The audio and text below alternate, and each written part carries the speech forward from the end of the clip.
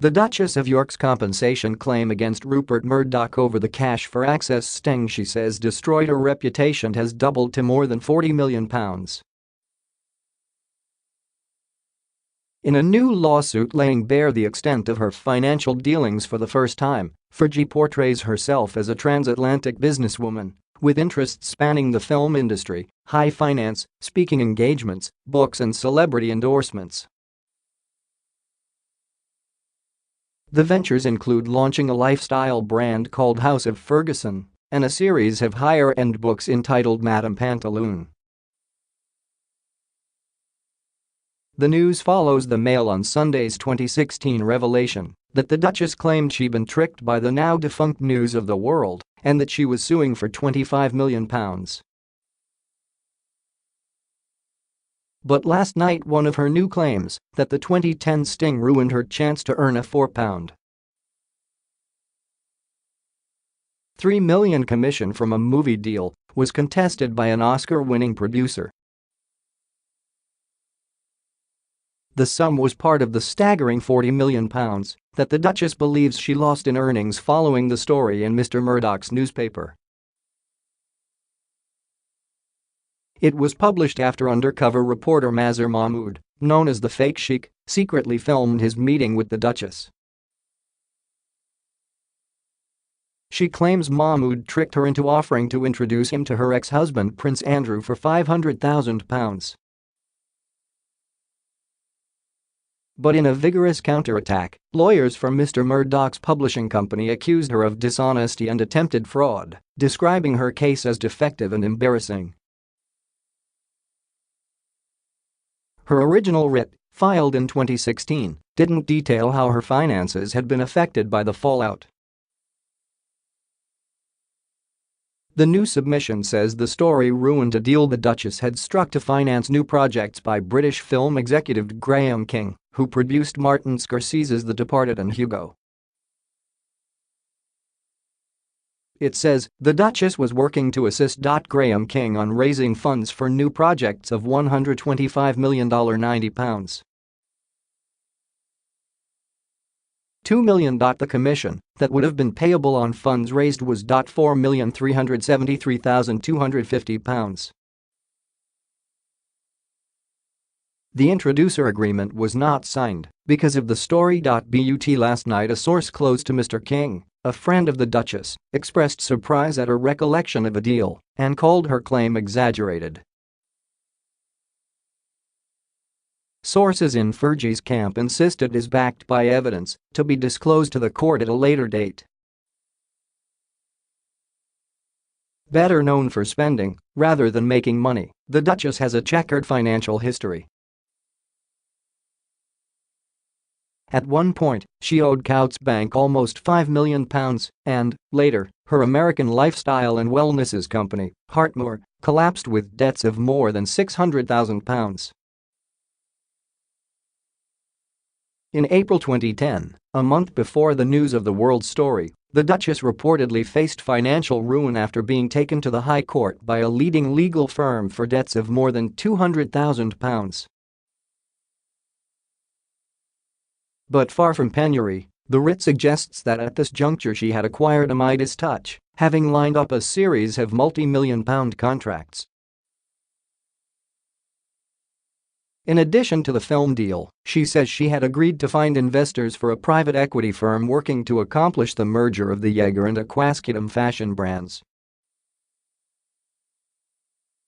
Her commission would have been between £1 million and £1.5 million. Fergie says a plan to launch lifestyle products bearing the hallmark House of Ferguson was also wrecked. And the papers reveal she was working on an animation project, Sophie on Safari, which, with another cartoon, Fergie's Farm, would have given the Duchess £22 million in earnings between 2010 and the present day. But she says her international humiliation scared off investors and she did not earn a penny. Around the time of the sting, she launched her preschool Helping Hands book series in the US, but according to the writ, the adverse publicity meant she only sold 50,000 copies, far fewer than anticipated. The court papers reveal another planned book series, a higher-end publication entitled Madame Pantaloon, was also shelved. In all, the scuppered book deals cost her, she says, £766,375 in lost royalty earnings over 2 years. Fergie says her other losses include £8,645,000 she would have earned as a celebrity endorser of vitamins, dietary supplements and personal care products for U.S. company Windmill Health Products. Windmill pulled out of a deal after the Fake Sheikh story before any agreement was signed. The amount lost from the abandoned House of Ferguson project will be disclosed at a later date, but it is expected to see her total claim rise to around £45 million, twice her original estimate. In 2009, she was paid £20,000 by ITV for the documentary The Duchess on the Estate, when she spent 10 days on a Manchester housing estate. The Duchess lives rent-free at Royal Lodge, a 30-bedroom mansion in Windsor Great Park, as a guest of the Duke of York. In the 2010 sting, she was also recorded accepting £27,600 to show commitment to a proposed investment. She told the reporter, "I can open any door you want." But the writ claims Mahmood, who was jailed in 2016 for tampering with evidence in the collapsed drugs trial of pop star Tulisa Contest-Avlost, invaded the Duchess's privacy and used deceit to induce her to make unguarded statements to her detriment. She says that when the News of the World ran the story, it took her comments out of context, causing serious embarrassment, humiliation, distress and reputational damage and huge financial losses. News Group Newspapers, which published the now-defunct tabloid, insists the story, headline "Fergie sells Andy for £500k", was both true and in the public interest. A 21-page defense document alleges the Duchess was prepared to enter into a corrupt arrangement to secure access to Andrew. It says she suggested to Mahmood that commercial favors could be bought from a member of the royal family and that her ex-husband's trade envoy role could be exploited, provided the price was right and the money went to her. Sarah Ferguson married Andrew in 1986. But the couple separated in 1992, 2 months after photos showed her having her toes sucked by financial advisor John Bryan. After the couple divorced in 1996, she received £2 million in a settlement and went on to drop £2 million a year as a Weight Watchers ambassador from 1996 to 2007. After that, she no longer enjoyed a guaranteed income, but made money from books, the U.S. lecture circuit and endorsements.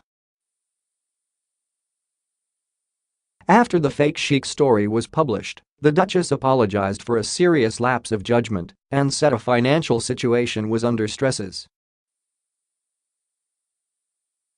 In a TV interview with Oprah Winfrey, she claimed she had been drinking and was in the gutter at that moment.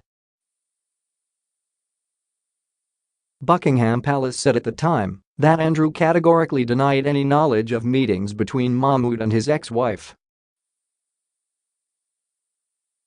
Mahmood is named as a defendant in the writ along with News Group Newspapers, former News of the World editor Colin Myler and ex-News International legal affairs manager Tom Crone. The defense document adds, the Duchess represented to a previously unknown person that commercial favors and inside information could be bought from a member of the royal family, and the role of a UK ambassador for trade could be turned to account for private profit, provided the price was right and the money went to her and not the Duke of York. The newspaper also believed that, after taking a fee for the introduction, the Duchess would have a powerful incentive to obtain secrets from Andrew to sell for a profit. And it contends she did not have a reasonable expectation of privacy, as she claims, because the story concerned her business dealings, not her private life.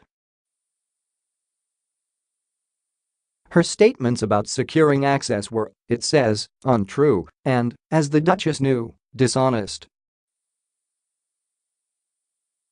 She repeatedly told Mahmood she was in a desperate financial situation, about to go bankrupt, and was financially inept, the defense says.